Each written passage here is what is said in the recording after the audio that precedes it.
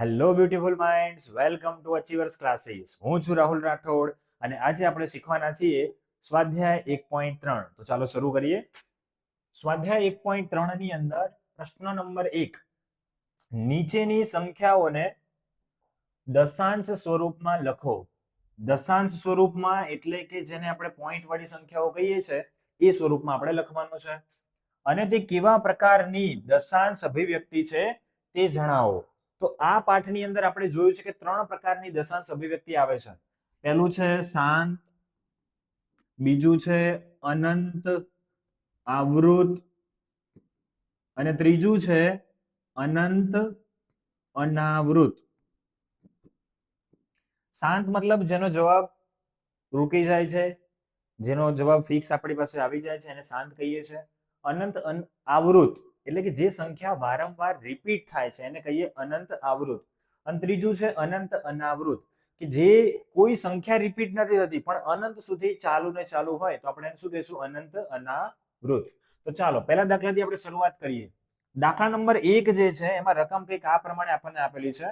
શું રકમ છે તમે ધ્યાનથી જોઈ લો. 36/100 આવું આપણને આપ્યું છે. તો અહીંયા લખીએ 36/100. હવે 36 ને 100 વડે ભાગીએ. 100 એટલે છેદમાં કેટલા મીંડા છે? 2 મીંડા છે. 2 શૂન્ય હોય તો ઉપર 2 સંખ્યા પછી પોઈન્ટ આવે. અને કઈ બાજુ ખસશે પોઈન્ટ? તો કે ડાબી બાજુ. ભાગાકારમાં હોય એટલે કઈ બાજુ ખસે? ડાબી બાજુ ખસે. તો આનો જવાબ શું આવશે? 0.36. બરોબર, 2 મીંડા હતા એટલે 2 સંખ્યા પછી પોઈન્ટ આવી ગયો. અને ભાગાકારમાં હોય મીંડા એટલે કઈ બાજુ ખસવાનું? ડાબી બાજુ. તો આ 0.36 એટલે જવાબ આપણો કેવો થયો છે? રૂકી ગયો છે. રૂકી ગયો મતલબ આપણે એને શું કહીશું? શાંત કહીશું. બરાબર છે. તો આપણે અહીંયા લખીશું કે 36/100 એ શાંત દશાંશ અભિવ્યક્તિ છે. ચલો ત્યારબાદ બીજો દાખલો. બીજો દાખલો છે એમાં રકમ કંઈક આ પ્રમાણે આપણને આપેલી છે 1/11. 1/11 નો મતલબ શું છે કે 1 ને આપણે ભાગવાના છે 11 વડે. તો ચાલો આપણે ભાગાકાર કરીએ. 1 ને આપણે કૌંસમાં લખીશું અને 11 ક્યાં લખીશું? બહાર લખીશું. હવે 11 ના ઘડિયામાં 1 તો આવે નહીં તો ભાગ નથી ચાલતો તો શું કરવાનું? 0 મૂકીશું. અને અહીંયા 0 મૂકો એટલે ઉપર શું આવી જાય? પોઈન્ટ આવી જાય. બરાબર છે. પણ 0 મૂકવા છતાં પણ હજુ ભાગ ચાલતો નથી. 11 એકા 11 તો 10 કરતા સંખ્યા કેવી આવે છે? મોટી આવે છે. તો હજુ ભાગ નથી ચાલતો તો હજુ એક 0 હું અહીંયા મૂકું છું. અને બીજી વખત હું અહીંયા 0 મૂકું એટલે ઉપર પણ આપણે 0 મૂકવો પડશે. ચાલો હવે શું થશે? 11 9 99. 100 માંથી 99 જાય તો કેટલા વધશે? 1 વધશે. ચલો હવે ભાગ ચાલશે? નહીં ચાલે. પણ આપણે એકવાર પોઈન્ટ મૂકી દીધો એટલે એક વખત શૂન્ય આપણે લખી શકીએ છીએ. તો પોઈન્ટ મૂકેલો છે એટલે એકવાર આપણે શૂન્ય મૂકી દીધું. પણ શૂન્ય મૂકવાથી શું ભાગ ચાલે છે? નથી ચાલતો. તો ફરીથી એકવાર શું કરશું? હજી એકવાર શૂન્ય મૂકીશું. અને બીજી વખત તમે શૂન્ય મૂકો એટલે ઉપર પણ શૂન્ય મૂકવું પડે. ફરીથી 11 9 99. 100 માંથી 99 જાય એટલે 1. તો ફરી વાર આ સંખ્યા જે છે એ શું થશે? રિપીટ થશે. તો શું રિપીટ થાય છે? 0909 આ રિપીટ થાય છે. એનો મતલબ એવો થયો કે 1/11 બરાબર જવાબ શું આવે છે? 0.0909 તો 0.09 છે. આમાં રિપીટ શું થાય છે? તો કે 09 જે છે એ રિપીટ થાય છે. તો આપણે કહી શકીએ કે અહીંયા 09 રિપીટ થાય છે એટલે કે અનંત સુધી 09 આવ્યા જ કરશે. અને કેવી રીતે આવે છે? એકને એક સંખ્યા રિપીટ થાય છે. 09 09 09 એટલે એકને એક સંખ્યા જો રિપીટ થતી હોય તો એને શું કહેવાય? આવૃત કહેવાય. તો અહીંયા કેવી અભિવ્યક્તિ જોવા મળે છે? તો કે 1/11 એ અનંત આવૃત દશાંશ અભિવ્યક્તિ છે. ચાલો હવે આવે છે દાખલા નંબર 3. દાખલા નંબર 3 જે છે શું છે? 4.1 તો ચાલો હવે દાખલા નંબર 3 આપણે ગણીએ.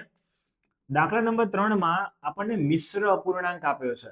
બરાબર છે. 4.1 તો આ મિશ્ર અપૂર્ણાંક જે છે એને આપણે અશુદ્ધમાં ફેરવી નાખીએ સૌપ્રથમ. તો સૌપ્રથમ શું કરશું, અહીંયા આપણે ગુણાકાર કરીશું.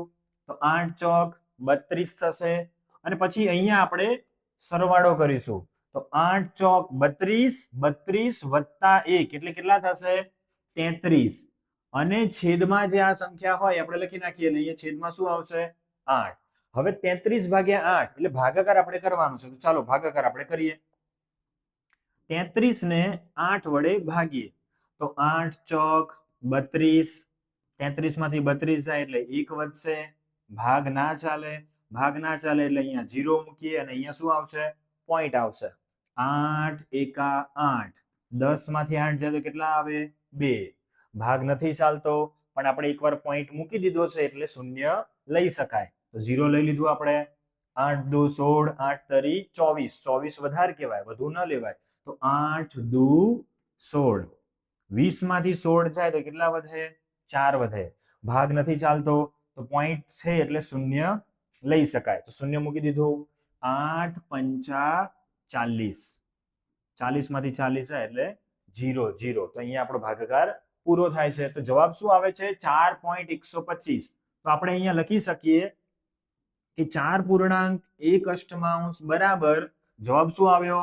4.125. તો આપણે લખીએ અહીંયા 4.125. અને 4.125 એ જવાબ આપણને મળે છે એટલે કે ગાડી આપણી કેવી થઈ છે? રૂકી ગઈ છે. રૂકી ગઈ એટલે આ કેવી અભિવ્યક્તિ કહેવાય? શાંત અભિવ્યક્તિ કહેવાય. તો આપણે લખીશું કે 4.1 એ શાંત દશાંશ અભિવ્યક્તિ છે. ચાલો નેક્સ્ટ દાખલો જોઈએ આપણે. પ્રશ્ન નંબર 4. અહીંયા પણ આપણે દશાંશ અભિવ્યક્તિ જ શોધવાની છે. તો પ્રશ્ન નંબર 4 જે છે એ શું કહે છે? ચલો ધ્યાનથી આપણે ઓબ્ઝર્વ કરીએ કે પ્રશ્ન નંબર 4 ની અંદર રકમ કંઈક આ પ્રમાણે આપી છે આપણને 3/13. તો એનો મતલબ એવો થયો કે 3 ને આપણે 13 વડે ભાગવાના છે. તો ચાલો ભાગાકાર કરીએ. 3/13. 13 ના ઘડિયામાં 3 આવશે નહીં એટલે શું કરીશું? અહીંયા 0 મૂકીશું. અને અહીંયા 0 મૂકો છો એટલે ઉપર શું આવે? પોઈન્ટ આવે. હવે 13 નો ઘડિયો 30 આવે ત્યાં સુધી. તો 13 દુ 26, 13 તરી 39. 39 વધારે કહેવાય, વધારે લેવાય નહીં. તો 13 દુ 26. ચલો 30 માંથી 26 જાય એટલે કેટલા વધશે? 4 વધશે. હવે ભાગ નથી ચાલતો તો આપણે એકવાર પોઈન્ટ મૂકી દીધો છે એટલે હવે આપણે શૂન્ય લઈ શકીએ. તો 0 લખી નાખીએ અહીંયા. 13 તરી 39. ચલો 40 માંથી 39 જાય એટલે કેટલા વધશે? 1 વધે. ભાગ ના ચાલે. ઉપર પોઈન્ટ મૂકેલો છે એટલે 1 શૂન્ય લઈ શકાય. તો પણ ભાગ નથી ચાલતો. બરોબર છે. 10 આવે છે તો ભાગ ચાલતો નથી કારણ કે 13 એકા 13. 10 થી મોટી સંખ્યા કહેવાય. તો હજી 1 શૂન્ય અહીંયા મૂકો તો બીજું 1 શૂન્ય અહીંયા તમારે મૂકવું પડશે. હવે 100 આવે તો 100 આવે ત્યાં સુધી 13 નો ઘડિયો તમારે બોલવાનો છે. તો 13 દુ 26, 13 તરી 39, 13 ચોક 52, 13 પંચા 65, 13 છંગ 78, 13 સિત્તા 91, 13 ઇઠ્ઠા 104. તો 100 કરતા મોટા નથી લેવાના, નાના લેવાના છે. એટલે 13 સિત્તા 91. 100 માંથી 91 જાય એટલે કેટલા વધે? 9 વધે. હવે ભાગ નથી ચાલતો એટલે અહીંયા પોઈન્ટ છે એટલે 1 શૂન્ય આપણે લઈ શકીએ. અને હમણાં જ આપણે કર્યું 13 સિત્તા 91. તો 90 કરતા 91 મોટા થઈ જાય. તો 13 સિત્તા ના ચાલે તો 13 છંગ લઈશું. 13 છંગ 78. ચલો 90 માંથી 78 જાય તો કેટલા વધશે? તો 12 વધે. બરોબર છે. અને 13 ના ઘડિયામાં 12 ના આવે. 13 એકા 13. એના કરતા મોટી સંખ્યા થઈ જાય તો ભાગ ચાલશે નહીં. તો ભાગ ના ચાલે એટલે શું કરશું? અહીંયા 0 લખીશું કારણ કે આપણે એકવાર પોઈન્ટ મૂકી દીધું એટલે શૂન્ય લઈ શકીએ. ચલો 13 સિત્તા 91, 13 ઇઠ્ઠા 104, 13 નવ્વા 117. તો 13 નવ્વા 117. 120 માંથી 117 જાય એટલે કેટલા વધે? 3 વધે. અને તમે ધ્યાનથી નોટિસ કરો કે આપણે આ ભાગાકારની શરૂઆત પણ ક્યાંથી કરી છે? 3 થી જ કરી છે. બરોબર છે. 30 છે. તો હવે અહીંયા ભાગ ના ચાલે ફરીથી તમે શું મૂકશો? 0. તો જો ફરીથી 30 આવશે. તો 30 થી શરૂ કર્યું છે આટલે સુધી પહોંચે ને ફરીથી 30 આવ્યા એનો મતલબ આ બધી સંખ્યાઓ ફરીથી શું થશે? રિપીટ થશે. એનો મતલબ આપણે અહીંયા સુધી રૂકી જવાનું છે. તો અહીંયા આપણને જવાબ શું મળે છે? તો 3/13 બરાબર જવાબ શું આવ્યો? 0.230 769.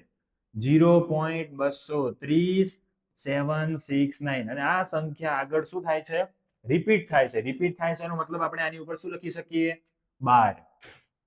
અને જ્યારે 12 આવે એનો મતલબ એવો છે કે આ સંખ્યા અનંત સુધી ચાલુ રહેશે. અને કેવી રીતે આવશે? તો કે એકને એક સંખ્યા રિપીટ થશે એટલે આપણે એને શું કહીશું? આવૃત્તિમાં છે. માટે 3/13 એ અનંત આવૃત દશાંશ અભિવ્યક્તિ છે. બરાબર છે? તો આ કેવી અભિવ્યક્તિ છે? અનંત આવૃત. એકને એક સંખ્યા રિપીટ થાય છે એટલા માટે.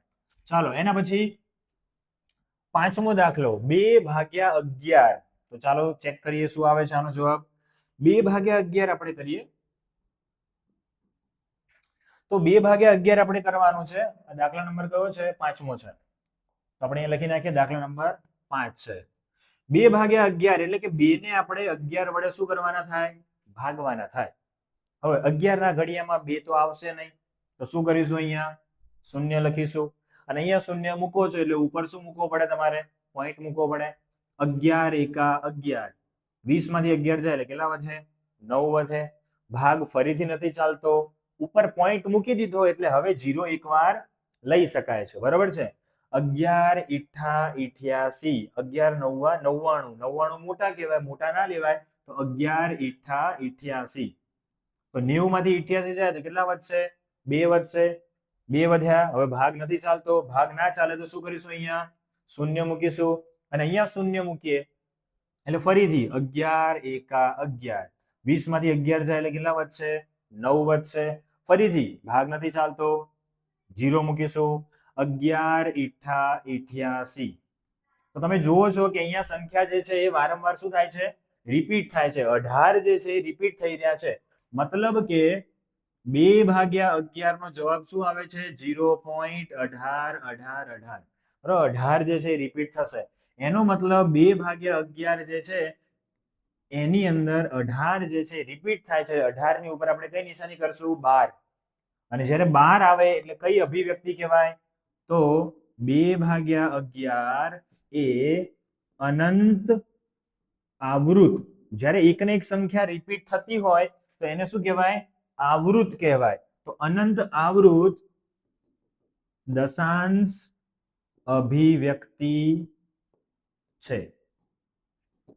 ચાલો, તો આ હતો દાખલા નંબર 5. હવે જોઈશું દાખલા નંબર 6.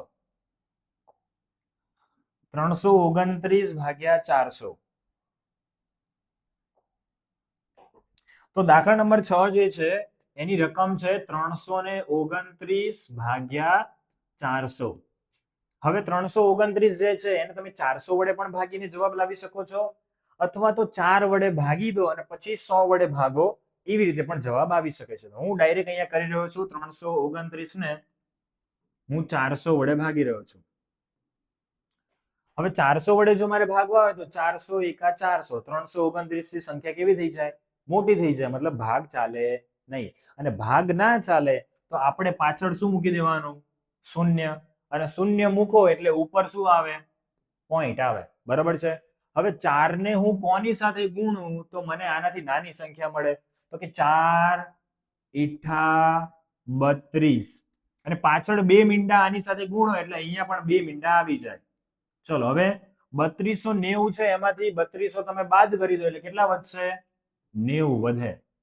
બરોબર છે? 90 વધ્યા. હવે ભાગ નહીં ચાલે. ભાગ ના ચાલે તો આપણે શું મૂકવાનું? શૂન્ય. આપણે પોઈન્ટ મૂકી દીધો એટલે હવે આપણે શૂન્ય લઈ શકીએ છીએ. હવે 4 નો ગુણાકાર કોની સાથે કરશું તો આનાથી નાની સંખ્યા મળશે? તો 4 દુ 8. તો 400 ને 2 વડે ગુણો એટલે 800 આવે. 900 માંથી 800 જાય એટલે કેટલા વધશે? 100 વધે. હવે ફરીથી ભાગ નથી ચાલતો. ભાગ ના ચાલે એટલે શું મૂકી દેવાનું? શૂન્ય. આપણે પોઈન્ટ લીધો છે એટલે શૂન્ય મૂકી શકીએ. ચલો, 400 નો ગુણાકાર કોની સાથે કરશું? 2 સાથે. 400 ગુણ્યા 2 કરો એટલે કેટલા આવે? 800 આવે. કારણ કે 400 ગુણ્યા જો 3 કરીએ તો 4 તરી 12, 1200 થઈ જાય. મોટી સંખ્યા નથી લેવાની, આપણે નાની સંખ્યા લેવાની છે. એટલે 400 દુ 800. 1000 માંથી 800 જાય એટલે કેટલા વધશે? 200 વધે. હવે 200 વધ્યા. ભાગ ફરીથી નથી ચાલતો તો આપણે શું કરશું? શૂન્ય લઈશું. કારણ કે ઉપર પોઈન્ટ મૂકેલો છે એટલે આપણે શૂન્ય લઈ શકીએ. તો 2000 આવ્યું. હવે 4 નો ગુણાકાર 5 સાથે આપણે કરીએ એટલે 4 પંચા 20 એટલે 2000 આવે. તો 2000 માંથી 2000 જાય એટલે જવાબ શું આવ્યો? 000. તો અહીંયા આપણો આ ભાગાકાર પૂરો થાય છે. તો જવાબ શું આવે છે અહીંયા કણ? 0.8225. અને આનો ભાગાકાર અટકી જાય છે, રૂકી જાય છે, મતલબ કે શાંત થઈ જાય છે. તો એનો અર્થ એવો થયો કે 329 ભાગ્યા 400 ની શાંત દશાંશ અભિવ્યક્તિ છે. ઓકે, તો આ હતો આપણો પ્રશ્ન નંબર 1, એના 6 દાખલાઓ. હવે નેક્સ્ટ વિડીયોમાં આપણે જોઈશું પ્રશ્ન નંબર 2.